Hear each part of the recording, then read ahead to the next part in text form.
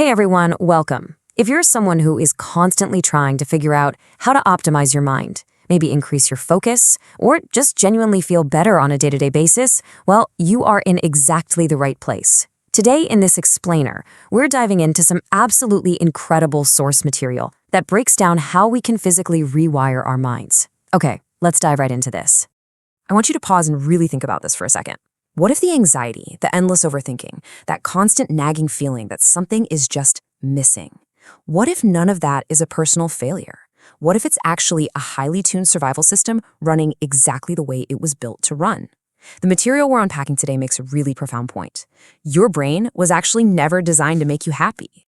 It all comes down to this massive evolutionary mismatch. Think about it. Thousands of years ago, human ancestors survived by expecting danger. You stayed hyper-alert to predators and physical threats, and because of that, you lived. But today, look at our modern threats: an ignored text message, social comparison online, a tiny mistake at work. Because our survival system runs on autopilot, our brain treats a mistext with the exact same biological alarm bells as a literal tiger attack. It's the exact same brain, just operating in a completely different world. To conquer this survival brain, the source material gives us 10 specific habits, which we've categorized into a clear roadmap for today. We'll start with ancient survival programming, cover neuroplasticity, shifting internal dialogue, controlling mental inputs, connecting body and rest, and finally, consistent repetition. All right, let's kick things off with Section 1, Ancient Survival Programming, the anxious default. So, your brain has one main job, and that is to keep you alive. Period. It doesn't care if you feel peaceful, and it definitely doesn't care if you feel fulfilled. It just wants you to survive. And honestly, this explains so much, doesn't it? It's exactly why your mind insists on replaying that incredibly embarrassing moment from 5 years ago while you're just trying to go to sleep. It's why a tiny problem feels like the end of the world at 3 a.m. Your brain is biologically wired to constantly scan for problems, threats, mistakes, and rejection. Moving right along to Section 2, Neuroplasticity, the software update. Now, here's the incredibly good news. Enter neuroplasticity. This is the brain's ability to constantly rewire itself based on what you repeatedly think, feel, and do. Your brain isn't just fixed in place. This means your daily habits aren't just harmless little routines, they are literal instructions. They're teaching your physical brain exactly which pathways to strengthen. So if you constantly repeat stress and distraction, well, your brain gets highly skilled at being stressed and distracted. There's this famous quote that perfectly captures the science here: neurons that fire together, wire together. It's totally true. If you repeatedly practice calm, focus, presence, and gratitude, your brain actually starts strengthening those physical pathways instead. You don't need to magically wake up as a totally different person to feel better. You just need to train your brain differently to slowly pull it out of that default survival mode. Let's look at how to actually do that in Section 3, Shifting Internal Dialogue, Rewriting the Script. How we talk to ourselves is really where this rewiring begins. Habit number 1 is learning to interrupt the loop. When a tiny trigger happens, your mind naturally wants to start spiraling into worst-case scenarios. Now, the goal isn't to perfectly eliminate negative thoughts, because honestly, that's impossible. The goal is to interrupt the pattern before it takes over. When you feel a spiral coming on, try these steps. First, just pause.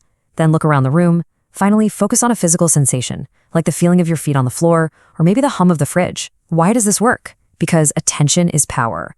Redirecting your physical attention interrupts the spiral, and every single time you do that, you weaken that old negative pathway. Now, think about the brain's negativity bias for a second. Let's say you get 10 compliments today and just 1 criticism. Guess which one your brain automatically remembers when your head hits the pillow tonight? Yeah, the criticism. Every single time. Which leads us to our next habit. You literally have to actively train your brain to hold on to positive moments longer. When a good moment happens, maybe a really peaceful morning, a nice text from a friend, or just a moment of relief, do not rush past it. Pause. Hold on to it for a few extra seconds so your brain actually has the chance to store it. We also have to be super careful about what we repeat to ourselves. Listen to how the survival brain speaks in these dramatic absolutes. I always fail, or nothing is working. If you repeat that enough, your brain just accepts it as absolute truth. Now compare that to the rewired brain. This isn't about fake, toxic positivity, okay? It's about accuracy. Instead of saying, I always fail, try shifting it to, I am learning. Instead of, nothing works, try, this is just really difficult right now. So, the absolutely crucial point here is this. Small language shifts create huge emotional shifts over time. Why? Because the thoughts you allow to loop in your head day in and day out, they become your beliefs. And eventually, those beliefs become your actual identity. Let's shift our focus outward in Section 4, controlling mental inputs, curating your mind. These next habits are just absolutely critical for surviving modern life. First up, you have to reduce mental noise. We all need moments of actual silence, without headphones or endless audio playing in the background. Second, protect your attention. Most of us just give our attention away all day long, letting social media algorithms decide what we should fear and who we should compare ourselves to. Don't do that. And third, practice being present. Fear almost always lives in the past or the imagined future. Being present teaches your brain that life is actually happening right now, in this exact moment. You know, this next point might actually be the most powerful realization of the entire explainer. Anxiety is very often not coming from your actual life. It's coming from overstimulation. Think about it. We wake up and almost instantly flood our minds with notifications, random videos, internet arguments, endless scrolling, the whole shebang. The modern mind is just physically exhausted by all this constant digital noise. We simply have to carve out some space for stillness. Okay, Section 5, connecting body and rest, signaling safety.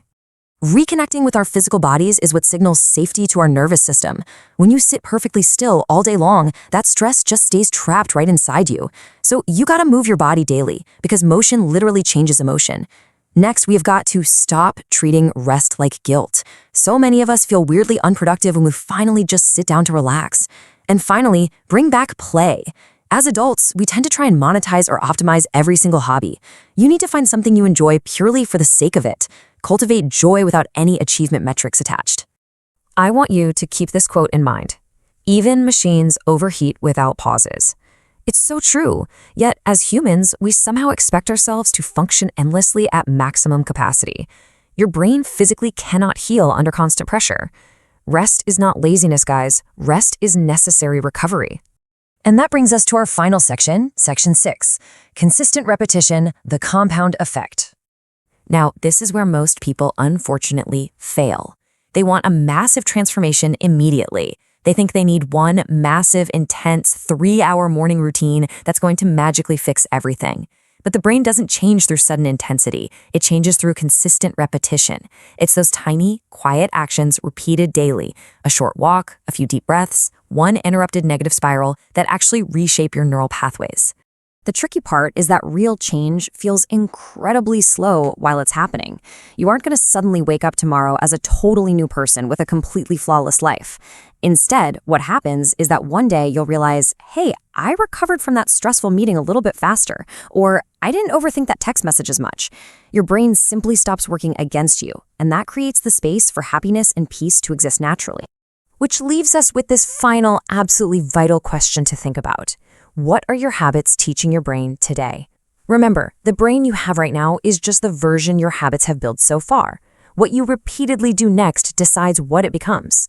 So don't try to change your entire life overnight. Pick just one single habit from today's explainer. Maybe interrupting a negative thought, maybe finding 5 minutes of total silence, or intentionally holding on to a compliment, and just practice it today. Thanks so much for joining me on this explainer, and I will catch you next time.